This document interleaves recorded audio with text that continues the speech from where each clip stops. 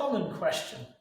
How do you ensure that each team member is contributing fairly towards the product? How are they all giving, make sure they're all giving their all?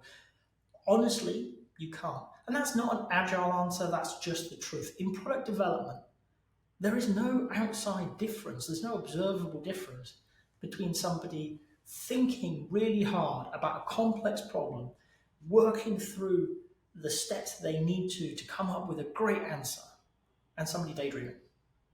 Does not, because I've had it as a developer. I've been sat there, feet on desk, reading a book, and I've been shouted at. And actually, I was working. I was trying to solve a problem. I knew somewhere in that book there was an answer. But that's not your job. Work harder. That traditional, almost stereotypical these days, straw man, project manager of forcing people forwards through sheer personality, driving things over the finish line, don't work. Okay? The experts at delivery are your developers in all the flavors that they come. You can't make them do that. You can't know that it's equally shared. And it's not your job. Okay? What we need to do is create an environment where the team knows this. The team is balancing it. Okay? And by that, I mean you're part of a team. Okay? You're not sat outside in that traditional project management role. You're part of the team. You're with them. Okay? So feel free to ask questions. Is this work fairly distributed? Why is it that John's doing less work than Paul is this time round? Okay? Understand their thinking, because the developers are likely balancing not only for the fastest possible delivery, but the best possible delivery. They're thinking about balancing, for the long term.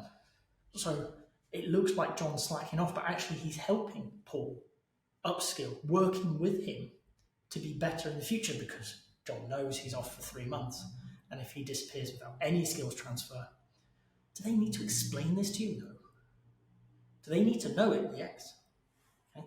So our role as a Scrum Master, as an Agile coach, is not one of drive. It's not one to make sure everybody's working hard. It's to create an environment where they can do the best that they possibly can for that longer term delivery, that sustainable pace.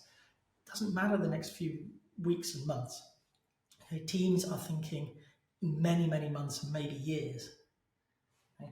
So we have to think about it from that point of view. How is it we can give them the agency to make those decisions? How can we support them so that they know that everybody's working to the best of their ability in the right way to deliver the most important things today? And that is really the trick behind a lot of this, and it's where many, many organizations stumble. Is if you're not in the team, if you're not in the delivery, the only way for you to know these things is to disrupt the people who are in the team, who are in the delivery, and therefore slow them down. Instead, create a situation where they want to turn up to work. They want to give their all. Okay? Their pay packet doesn't do it. What you need to do is create a culture of excellence, a drive to deliver that is internally motivated. It's intrinsic to their way of working. It's not forced upon them. And then, when somebody does slack off, the team will know. It will be obvious to the team. And they can manage it. Because maybe John's having a bit of a rough patch, and within the team, they can pick up the slack because they like John. They want him to stay part of the team.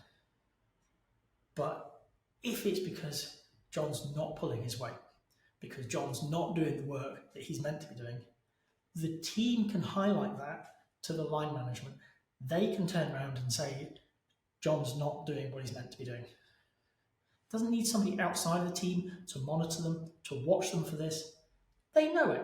They've tried to resolve it.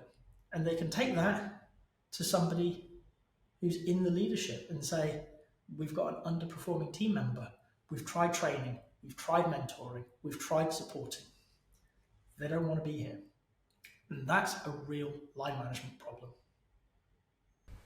If you've got to this point in the video, I hope you've enjoyed it. If so, a like would be appreciated. If you want to hear more from me, more answers to questions that maybe you've got in the Agile world, please subscribe to the channel. And if you've got a question that you really want answered, dropping it in the comments. I promise we'll get around to it. Thank you.